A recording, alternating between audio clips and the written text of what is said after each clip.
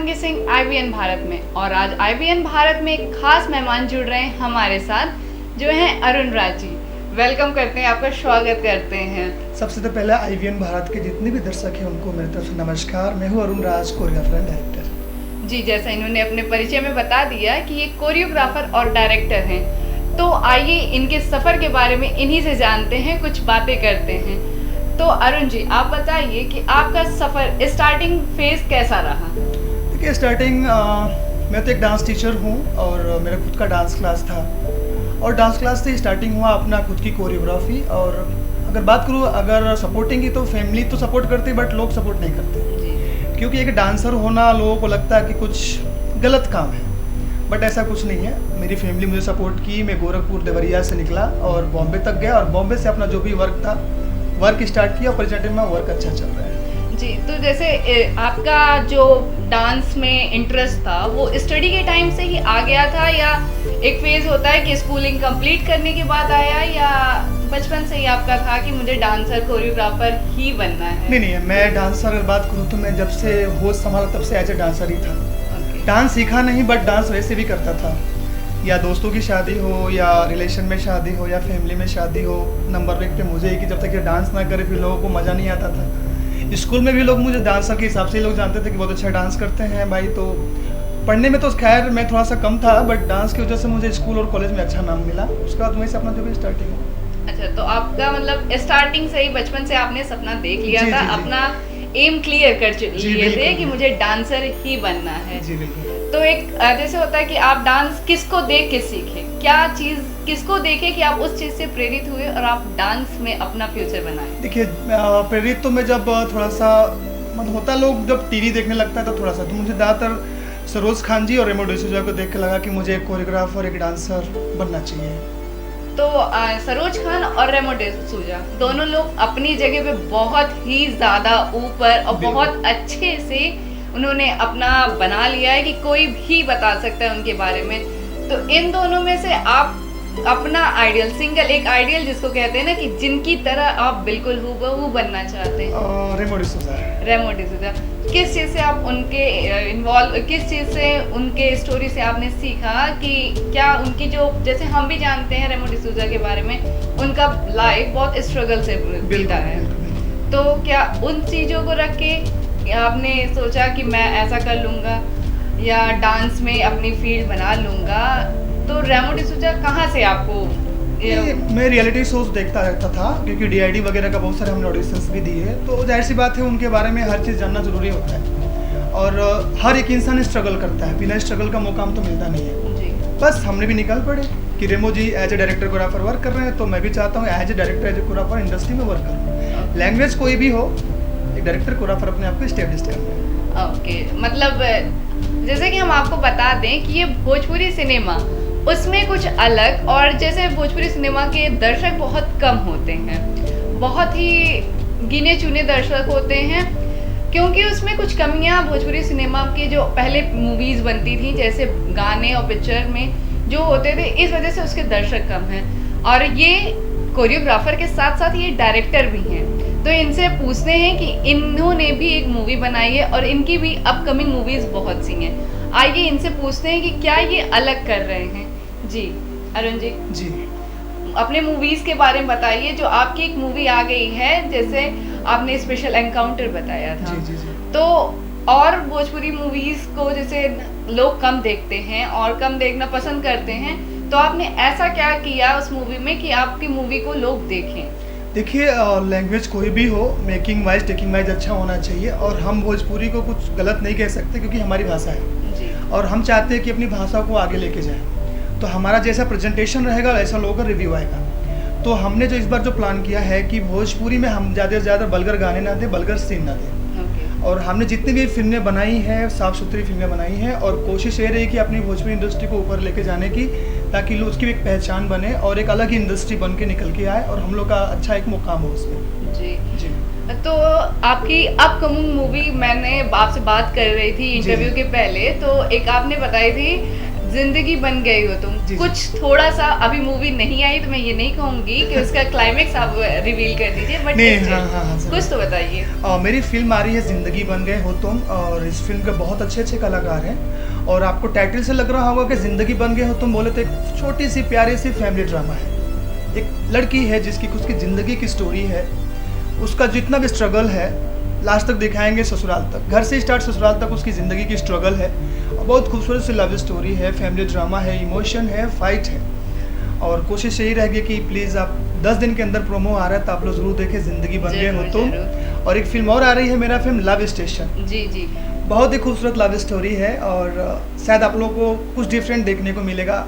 Love station यानी कि ऐसा स्टेशन है जिस पे दोनों लवर का मीटअप होता है और वहीं से एंड होता है।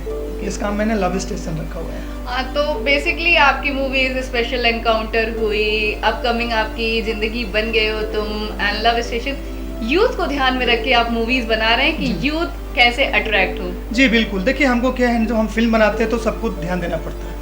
यूथ भी है, पुराने लोग भी कुछ ऐसे यूज़ करते हैं जो अपने इंडियन कल्चर को लेके चलते हैं, क्योंकि गांव का कल्चर भी ज़रूरी है। भोजपुरी का मीनिंग का मतलब होता है गांव का कल्चर, बड़ों का रिस्पेक्ट, गांव में जो भी लोग बड़े छोटे बुजुर्ग का जो भी चीज़ होता है सब में दिखाते हैं। और यूथ को भी प्रेरणा ये मिलती है कि भाई जब तक हम अपने यूथ को लेके नहीं चलेंगे तब तक हम अपडेट नहीं होंगे। हाँ, because of most of the एक अपना एज ग्रुप जो होता है मूवी देखने का, तो वही एज ग्रुप होता है कि अडल्ट ज़्यादा मूवीज देखते हैं। हाँ, बट है कुछ अलग करने का, बस है चल रहा है, अच्छा बढ़िया होगा। हाँ, इंशाल्लाह कि आपका बढ़िया हो, जी। दुआ यही है। और बताइए कि आपने जैसे कहा रियलिटी शोज किया है, तो क्या आपने ड्रीम मैन जो रेमो डिसूजा है, कभी उनसे मुलाकात, बातचीत, कुछ ऐसा शेयर करिए हमारे जी।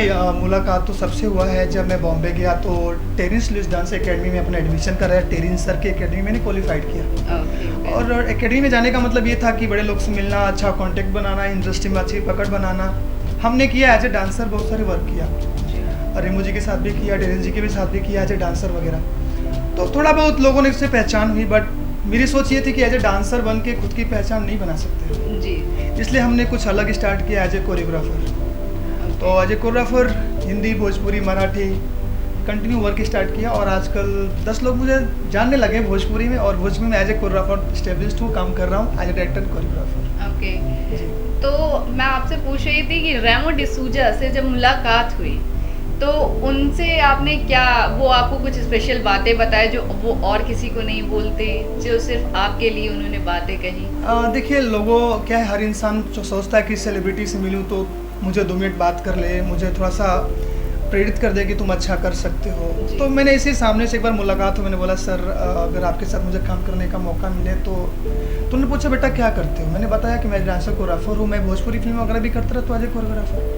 तो उनका कहना यही था कि हमारी अगर बात करूँ बॉलीवुड की तो भाई स्वर्ग का राजा बनने से बढ़िया है कि तू नर के राजा बन के रहो, तुम्हारी इंडस्ट्री बहुत बड़ी है, तो भोजपुरी में अच्छा वर्क करो, आप बहुत आगे जाओगे और कुछ बेहतर करोगे। जी, तो आप अपने भोजपुरी से मतलब आप अपने जो आपकी जन्म स्थली है उसको, वहाँ की लैंग्वेज जो है आप उसको ही लेके आगे बढ़ना चाहते हैं, मतलब कोई चेंज करने का कोई नहीं कि हम भोजपुरी में क्योंकि जैसे व्यूअर्स कम हैं, पैसे कम मिलते हैं, तो उन सबको न छोड़ के आप बॉलीवुड में नहीं आना चाहते हैं? नहीं, देखिए टेक्नीशियन की कोई जरूरत नहीं है कि वो भोजपुरी करे, मराठी, गुजराती, कोई बॉन्ड नहीं होता है कि हम सिर्फ भोजपुरी ही करें। मैं हिंदी भी करता हूँ, हाल में एक हिंदी एक छोटी सी वेब सीरीज करने जा रहा हूँ, तो मैंने ये नहीं, मैं बॉलीवुड भी करूँगा, तमिल भी करूँगा, गुजराती भी करूँगा, बस काम मिले तो मैं हर एक काम करूँगा। और भोजपुरी को इसलिए आगे लेके चलूँगा क्योंकि हमारी भाषा है और इनको एक लेवल पे लेके चलना है। और आजकल भोजपुरी भी अच्छी फिल्में बन रही हैं, अच्छे बजट की बन रही है, लंदन, अमेरिका और पेरिस तक शूटिंग चल रही है भोजपुरी फिल्मों की भी। ये तो बहुत ही अच्छी बात है, हम भी देखना चाहेंगे आपकी अपकमिंग मूवीज। जी बिल्कुल। तो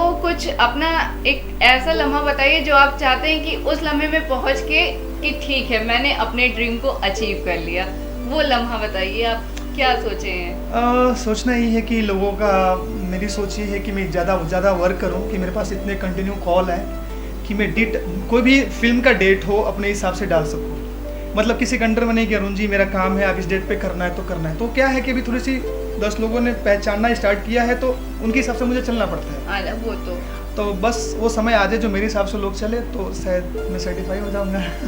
ओके, तो आपके स्टार्टिंग में जैसे डांस कोरियोग्राफर आपने बताया कि आपके पेरेंट्स सपोर्ट किए, जी।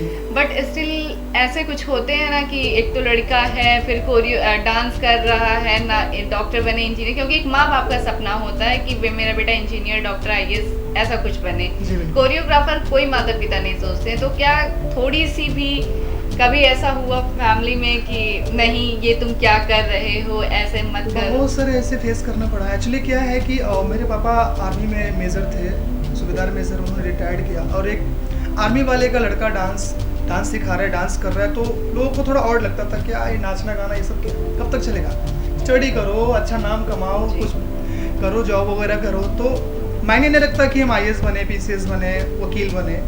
ये भी एक जॉब है, डायरेक्टर, कोरियोग्राफर, जो भी चीज़ें हैं, क्योंकि आज के ज़माने में लोग अब जानने लगे कोरियोग्राफर क्या होता है, क्योंकि रियलिटी शोज आने लगे, रेमो जी को जानने लगे हैं, प्रभुदेवा को जानने लगे हैं, नहीं तो पहले कोई किसी को नहीं जानता था।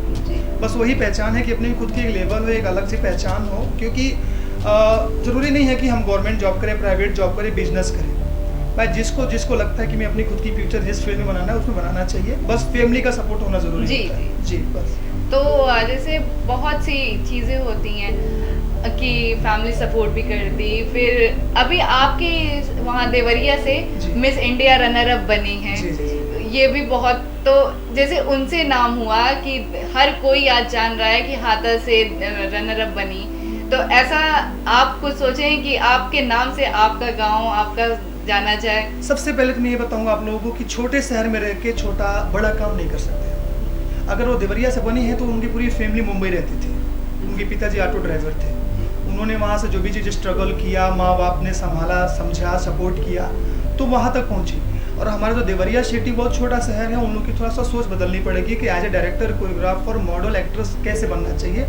तो माँ बाप को सपोर्ट करना चाहिए, उसको जो भी आर्टिस्ट को जो भी कुछ भी बनना चाहता हो, माँ बाप को सपोर्ट करना चाहिए और दिल से लगना चाहिए। और बड़ा काम करने के लिए बड़े शहर में जाना पड़ता है। जी, तो मीन्स अभी देवरिया उतना नहीं डेवलप कर पाया है कि वहाँ पे कोई ऐसे स्कूलिंग कि जहाँ पे हम मॉडलिंग के लिए या एक्टिंग के लिए ऐसा कुछ है, कोई स्कोप है कि हम, जैसे एक होता है कि हर कोई बड़े शहर नहीं जा सकता, हर कोई उतना नहीं प्रोवाइड कर सकता, तो फिर ऐसा क्या कुछ इस तरह का आपका भी कुछ, क्योंकि आप भी धीरे धीरे ऊपर जा रहे हैं, तो ऐसा कुछ सोचा है आपने कि अपने गांव में, अपने जगह पे ऐसा कुछ करना? हाँ, मेरी सोच है अपनी खुद की एकेडमी डालने की, डांस और एक्टिंग क्लासेस डालने की सोच है, अभी गोरखपुर में। और रही बात छोटे शहर से आगे बढ़ने की, तो जाहिर सी बात है हम अपने डिस्ट्रिक्ट लेवल तक अच्छा काम कर सकते हैं, डिस्ट्रिक्ट लेवल से भी राज्य लेवल तक जा सकते हैं, तो उससे अपनी धीरे धीरे पहुँच ऊपर बन सकती है। लेकिन हाँ, अच्छे लोगों का साथ चाहिए, आगे अपने आप रास्ते मिलना स्टार्ट हो जाते हैं। ओके,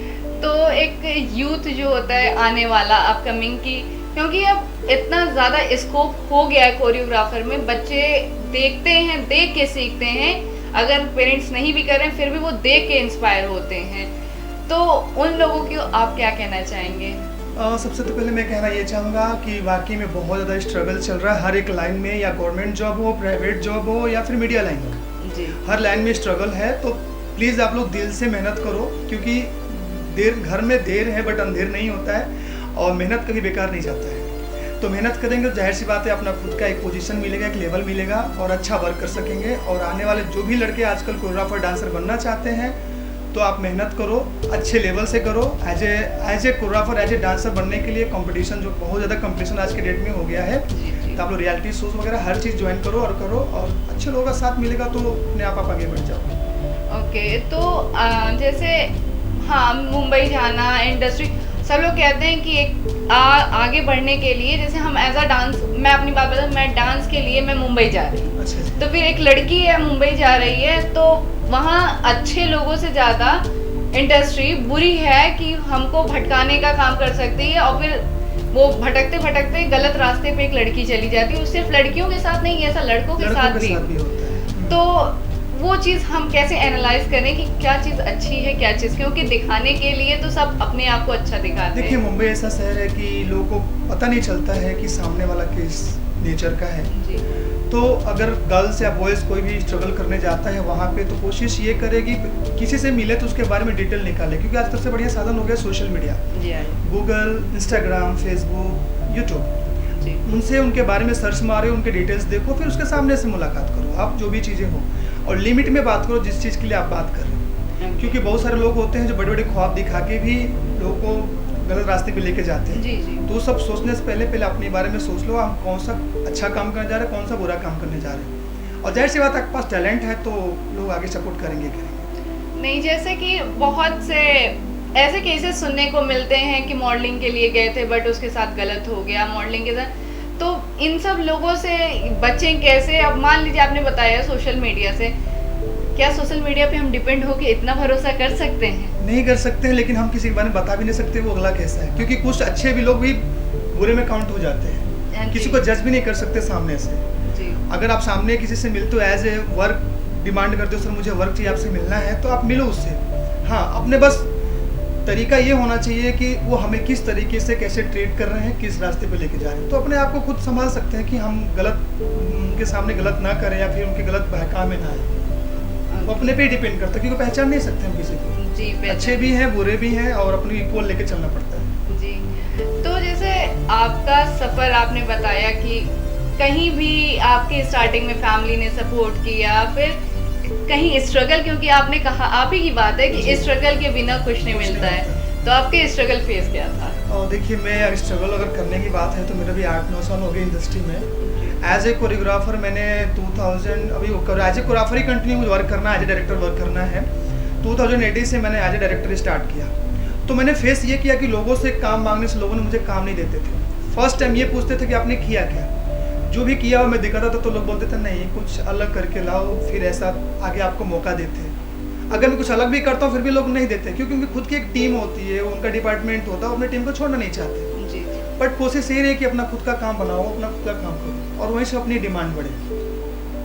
तो आप जो आप अकेले चले थे या आपके साथ कोई टीम थी? बिकॉज कोरियोग्राफर एक सिंगल कोरियोग्राफर, आपने अकेले ही सब किया, कोई तो आपको एक लाइन अप करने वाला कि हाँ ऐसा ऐसा करो, इसके बाद ये तुम्हें मिलेगा, इसके बाद ये मिलेगा? नहीं, ऐसा कुछ नहीं रहा। एक्चुअली अपना खुद का डांस ग्रुप था और मैंने ग्रुप को छोड़ा और बॉम्बे की तरफ निकला।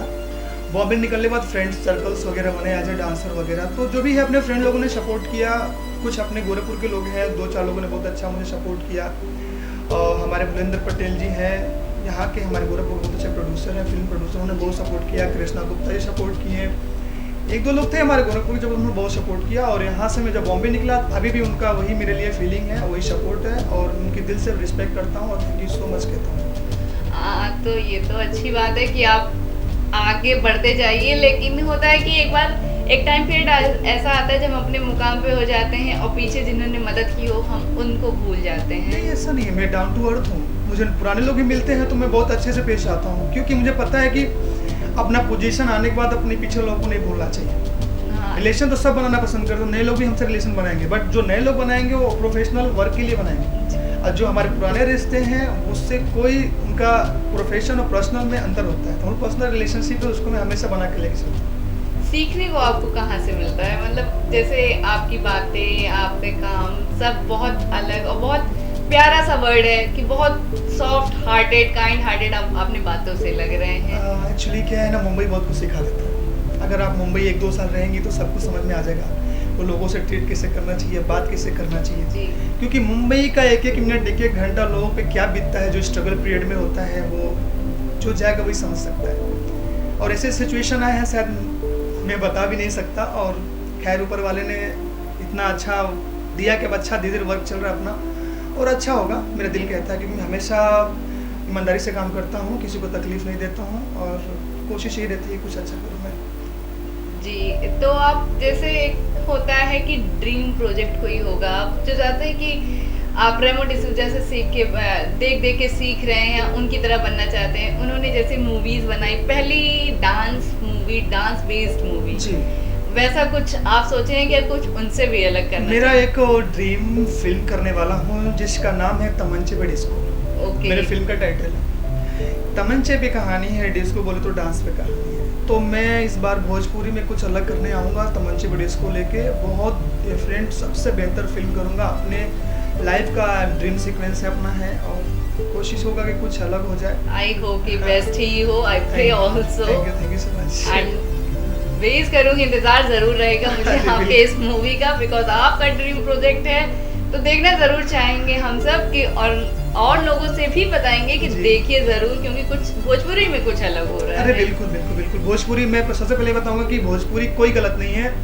जितने हमारे यूपी बिहार के दर्शक हैं तो प्लीज़ आप लोग भोजपुरी बोलने से और सुनने में कतराए नहीं, क्योंकि हमारी भाषा मातृभाषा है और अपनी भाषा को आगे बढ़ाना है। और हमारी कोशिश ये रहती है कि हम भोजपुरी पिक्चर को जितना खूबसूरत मेकिंग कर सके, वल्गैरिटी हटा सके और हमारे लेवल के लोग भी इस भोजपुरी फिल्म को देख सके। जी, खैर तो आपके लाइफ में एक होता है जो हमेशा से सपोर्ट करता चलता है, सपोर्ट सिस्टम आप अपना उसको किसको कहते हैं? Mummy papa. मम्मी पापा दोनों आपको स्टार्टिंग से ही? जी जी, नहीं पहले तो मम्मी तो खैर माँ तो माँ होती है, कुछ भी करे बेटे लोग को हर चीज़ पसंद होता है। जी। पापा को पसंद नहीं था, पापा तो बोला करते थे रिश्तेदार लोगों को समझाइए क्या नाचना गाना कर रहा है, पढ़ाई पे ध्यान दे, कोई जाओ करे। तो मामा लोग ने भी समझा, मेरे मामा लोग बहुत मुझे सपोर्ट किए। फिर बाद में जब पापा ने देखने लगा कि हाँ अच्छा वर्क चल रहा है, धीरे धीरे लोग जानने लगे हैं, सोशल मीडिया वगैरह देखा तो उन्होंने भी सपोर्ट करना स्टार्ट किया। Okay, because of army retired जैसे आपने बताया है, हाँ। तो उनको तो एक रूल रेगुलेशन और ये सब पसंद होगा, आप उनसे हट के काम किए तो खटका तो जरूरी होगा। एक्चुअली मैं जब पढ़ाई पीरियड में था तो पापा से बहुत सारे झूठ बोला करता था। अगर मैं स्टडी भी कर रहा हूँ, अगर कहीं एग्ज़ाम भी देने चला गया, शूटिंग करने जाता था, बताता मैं एग्ज़ाम देने जा रहा हूँ। पापा को नहीं पता था क्योंकि उनको बुरा लगेगा कि ये डांस नाचना गाना एल्बम्स गाने शूटिंग क्या कर रहे हो फालतू चीज़ें, तो और लगता था। बट अभी प्रेजेंट टाइम में जहाँ भी जाता हूँ, फला शूटिंग है, ये इस डेट पे जाना है, वहाँ मुझे ये करना वो करना, हर एक डिटेल पापा को बताता हूँ, क्योंकि अब पूरा सपोर्ट है उनका। तो अच्छा लगता है कि बस मम्मी पापा कहिए बस सपोर्ट रहे, मुझे कुछ नहीं चाहिए, दुनिया जीत लेंगे। जी, वो तो माता पिता से बढ़ के उनके आशीर्वाद के बढ़ के कुछ होता नहीं है। तो एक होता है कि आपने इतना कुछ देखा और अभी बहुत कुछ देखना बाकी है, क्योंकि आप एक खुद यूथ हैं और एक उस लाइन तक, उस एज तक जाना है, तो कितना कुछ अचीव करना चाहते हैं आप? देखिए अभी तो कुछ कहा नहीं सकता, ड्रीम तो बहुत बड़ी है, धीरे धीरे हर चीज़ मिल रहा है, सपने वैसे भी बड़े देखने चाहिए, फिर भी मेरे कम लग रहे हैं। बस कोशिश यही है कि अपनी भोजपुरी इंडस्ट्री के बड़े बड़े सेलिब्रिटियों के साथ काम करना, एक लेवल एक पहचान बनाना, और जिस उम्र तक मैं भी जो एज चल रही है इस एज में मैं अच्छा कर रहा हूँ। आई होप 2-4 साल में मेरा और भी बेहतर हो जाएगा। और कोशिश ये रहेगा कि भाई जितने टैलेंटेड हमारे यूपी बिहार के लोग, लड़का लड़की लोग हैं, सबको मौका दो और अच्छा काम करो, अपनी अच्छी सी टीम बनाओ। जी। तो आप बेसिकली मुंबई से किसी को, बॉलीवुड से, जैसे एक होता है ना कि बॉलीवुड में ये हीरोइन, इनको एक बार अपनी मूवी, क्योंकि आप डायरेक्टर भी कह रहे हैं, तो किसी ऐसी हीरोइन को जिसको चाहते हैं कि आप अपनी भोजपुरी सिनेमा में उतारें? देखिए अगर बात करूँ भोजपुरी सिनेमा की तो बॉलीवुड की कोई भी हीरोइन भोजपुरी करना पसंद नहीं करेगी। अगर आप उतना अच्छा पैकेज बनाए तो? पैकेज अगर बनाएंगे फिर भी मेरी फिल्म का ज़्यादा बजट जाने के बाद हमारी टर्निंग नहीं है, तो क्या मतलब पैकेज बनाने का? हाँ, तो हम सोचते भी नहीं बॉलीवुड हीरोइन लेने के लिए। अगर मैं बॉलीवुड फिल्में करता हूँ आई होप, जी, तो मेरी बहुत खूबसूरत हीरोइन मुझे लगती है, मतलब उनका नेचर, उनका एक्टिंग हमको बहुत अच्छा लगता है प्रेजेंट टाइम में। तो कोशिश यही करूँगा आलिया भट्ट को लेने की। ओके, आलिया भट्ट को लेने की, मीन्स आलिया भट्ट आपको पसंद है? हाँ, बहुत अच्छी आर्टिस्ट, उनका एक्टिंग अच्छा लगता है, वो एटीट्यूड जो उसका है, जो नटखटपन अच्छा लगता है। क्या उनकी एक अपकमिंग मूवी है, आप बता सकते हैं कौन सी है? हाँ, उनकी एक फिल्म आ रही है, नाम? अच्छी फिल्म आ रही है, मेरे से दिमाग से हट रहा है। मैंने उनकी एक्टिंग अच्छी लगी मुझे, गंगूबाई। गंगूबाई, सॉरी दिमाग से उतर गया। उनकी एक्टिंग मुझे बहुत अच्छी लगी, मतलब वो जो चीज़ जो चेहरे पे दिख रहा है, जो एक्ट्रेस को दिखना चाहिए, जी, बहुत खूबसूरत एक्टिंग लगा मुझे। मतलब वहाँ से देखा तो मुझे और प्राउड लगा, यार क्या एक्ट्रेस है, हाँ, मीन्स आलिया भट्ट जैसे जानी जाती थी क्यूटनेस, रोमांटिक, रोमांस, इन सब से हाईवे जैसी मूवी बनाई, स्टूडेंट ऑफ द ईयर, कलंक जैसी मूवी आई, फिर ये गंगूबाई बहुत हट के है, तो उसके बारे में आपने ट्रेलर तो देखा ही होगा? देखा, मैंने ट्रेलर देखा, क्योंकि देखिए आर्टिस्ट को हर एक कैरेक्टर जीना पड़ता है जी, और एक कैरेक्टर जीने के लिए उस कैरेक्टर में घुसना पड़ता है जी, क्योंकि मेन चीज़ क्या है, अगर सपोज दैट मैं एज ए रेमो से बनना चाहता हूँ तो रेमो टाइप की एक्टिविटी होनी चाहिए, उनका स्टाइल होना चाहिए, उनकी थॉट होनी चाहिए, तो जाहिर सी बात है हर एक आर्टिस्ट को कैरेक्टर में इन्विल्ड होना पड़ता है जो कैरेक्टर में आ सकता है। पर डिफरेंट उन्होंने वर्क किया, बहुत अच्छा है। दूसरी बात ये, वो लोग उनकी फैमिली भी फिल्म में बैकग्राउंड है, हाँ, वो तो उनको तो खैर गॉड गिफ्टेड वो लोग हैं, बहुत अच्छा वो लोग करते तो हैं। कुछ ऐसा भोजपुरी में देखने को मिले कि जैसे अक्षरा सिंह ऐसे कर हीरोइन है, वो तो नहीं जानती मैं भोजपुरी के बारे में, बट अच्छा अक्षरा सिंह का नाम मैंने सुना है। अक्षरा सिंह भी बहुत अच्छी एक्ट्रेस है भोजपुरी की, और कोशिश मैं एक फिल्म में लेने वाला था उनको, जिंदगी बन गई हो तुम, जी, बट बट किसी फिल्म को नहीं ले पाया, बट अगली फिल्म करूँगा तो उनको मैं लेना चाहूँगा। जी, तो मतलब एक ऐसा हो गया है कि भोजपुरी में फैमिली मूवीज में भी ऐसा कुछ आता है। अक्षरा जी जैसे आलिया भट्ट अलग अलग रोल्स अलग अलग कैरेक्टर में जाती हैं, तो क्या कुछ ऐसा आप अपनी मूवी में करने वाले हैं, कुछ ऐसा अलग डिफरेंट सा? हाँ, मैं अभी क्या है कि मेरी सोच ये होती है कि मैं जो भी फिल्म करूँ तो कैरेक्टर का कुछ अलग ही सोच हो, अलग ही कैरेक्टर हो हर एक आर्टिस्ट का, जी। तो वो आर्टिस्ट वो कैरेक्टर को लेके चले। तो हमारी जो फिल्म है एक अच्छा कैरेक्टर है, अभी तो मैंने हीरोइन फाइनल नहीं किया बट करूँगा बहुत जल्द, शो नहीं करूँगा। और उस कैरेक्टर का दो जैसे मैं फॉर एग्जाम्पल बता दूँ, एक फिल्म आई थी डीजे अल्लू अर्जुन का, सेम बेस में एक फिल्म है तमंचे में जिसको मैं करने वाला हूँ। बेस तो वही है बट हीरोइन का दो कैरेक्टर है, निगेटिव और पॉजिटिव। एक ही हीरोइन। अरे चलिए, वो तो आपकी अपकमिंग मूवी है, उसके बारे में मैं भी नहीं कहूँगी कि आप उसके बारे में कुछ रिवील करिए। इंतजार रहेगा क्योंकि सस्पेंस बहुत अच्छा लगता है किसी मूवी को लेके। और फिर आपके लिए जैसे भोजपुरी में क्या चीज़ रखा है आपने बेसिस की, उसको मैं कभी नहीं छोड़ूंगा? जैसे एक मूवी में होता है, एक जान होती है जिस मूवी अपने भोजपुरी कल्चर मतलब एक होता है एक गाँव, भोजपुरी कल्चर में एक छोटा सा गाँव हो, छोटी सी फैमिली हो, और जो भी हमारे कल्चर में जो भी चीज़ होता है कि एक फैमिली मतलब कि फूफा बुआ दीदी, वो उन लोग का प्यार, उन लोग का इमोशन, ये चीज़ कोई छोड़ना नहीं है। जैसे हम साउथ की फिल्में देखते हैं, कितनी बड़ी फिल्में बन जाए बट अपना कल्चर नहीं छोड़ते हैं। जी जी। केले के पत्ते पे खाना खाना, अब फैमिली को वेलकम करना, शादी सगाई वगैरह मंडप, वो सब चीज़ लेके चलूँगा क्योंकि गाँव का कल्चर हम नहीं छोड़ सकते, हमारी भोजपुरी उसी से पहचान है। जी, तो आप मतलब गांव को लेके आप कुछ बहुत अलग और अच्छा करने वाले हैं। हाँ, कितनी भी स्टाइलिश फिल्में बनाऊंगा मैं, गांव को तो खैर हमेशा ऊपर रखें। जी बिल्कुल। जी, तो मुंबई में ही सिर्फ भोजपुरी या मुंबई गांव से किया बाहर भी, जैसे अब बॉलीवुड की मूवीज शूट होती है तो उसके लिए लोग विदेश दूर दूर तक जाते हैं, तो भोजपुरी के लिए अब देखिए, मैंने भी तब तो खैर पूरा इंडिया में ही वर्क किया है। जी। अभी मैं तो नहीं, लेकिन जो मेरे सीनियर आर्टिस्ट, जो डायरेक्टर लोग हैं, प्रोड्यूसर लोग हैं, वो फिल्में कर रहे हैं। लंदन में फिल्में शूटिंग चल रही है, पेरिस में चल रही है, मॉरिशस में चल रही है, आप लोग उसकी भी फिल्में देखें क्योंकि हमारी भोजपुरी धीरे धीरे ग्राफ बिल्कुल बढ़ रहा है, बदल रहा है। तो कोशिश ये रहेगी कि हमारी फिल्में आउट ऑफ कंट्री जाएँ, अच्छी मेकिंग करें और मेकिंग करके लाएँ, आप लोग को अच्छा। जरूर, बेशक हम देखना जरूर चाहेंगे क्योंकि हम भी वहीं से बिलोंग करते हैं। हर कोई अपनी धरती से, अपनी जन्मस्थली से दूर नहीं जाना चाहता है, क्योंकि वो जो जितना अच्छा कल्चर हमारे गांव में, हमारे क्योंकि बॉलीवुड में भी इतना कल्चर, अपने रिचुअल्स, अपने दिन पे दिन वो चीज़ छोड़ते ही जा रहे हैं। अगर बात करूँ बॉलीवुड, तो बॉलीवुड भी अपनी इंडियन कल्चर को प्रेजेंट करता है, बट जहाँ पे वो वहाँ पे शो करना होता है वहाँ पे, बट कंटेंट अलग है, तो उस हिसाब से अपनी फिल्म को लेके जाते हैं। और हमारी सोच क्या होती है, हम ज़्यादातर फैमिली ड्रामा बना रहे हैं क्योंकि अभी हमारी भोजपुरी ऑडियंस को अपने तरीके से मोटिवेट करना है, अच्छी फिल्में बनानी है। तो इसलिए हम थोड़ा सा अपने खुद के कल्चर को डालना और इमोशनल फिल्में और लव स्टोरी हम लोग बना रहे हैं, थोड़ा सा एक्शन वगैरह लेके। तो ऐसा कुछ है आपकी, जैसे बातें की, आपकी बातों से लग रहा है कि आप बहुत अलग और अच्छा करेंगे, बहुत स्वीट सी या प्यारी सी जो आती है वाइब्स, बात करते पता चल जाता है। तो बेशक हम आपकी मूवी ज़रूर देखना चाहेंगे और दुआ करेंगे रब से कि आपकी बहुत ही अच्छी मूवी रहे और बहुत अच्छा आपका आगे आने वाला टाइम पीरियड भी रहे। Thank you so much. तो ये थे अरुण राज जी हमारे साथ, डायरेक्टर एंड कोरियोग्राफर। इनका ड्रीम था कोरियोग्राफरी से डायरेक्टर की तरफ जाना और इनका एम था, आइडियल पर्सन थे रेमो डिसूजा और सरोज खान। बहुत सी ऐसी बातें हैं जो इनकी मूवी देखने के बाद से आपको पता चलेगी कि सही में इनकी थिंकिंग क्या है, ये अपने गांव को, अपने कल्चर को कहाँ तक ले जाना चाहते हैं और कहाँ तक जाएगी। उम्मीद करते हैं, क्योंकि हम तो उम्मीद पे दुनिया कायम है, ऐसा हर जगह कहा जाता है, तो उम्मीद यही करेंगे कि अच्छे से और इनका भविष्य बहुत उज्जवल हो। इसी के साथ मैं शिवांगी सिंह, कैमरामैन संदीप के साथ, धन्यवाद।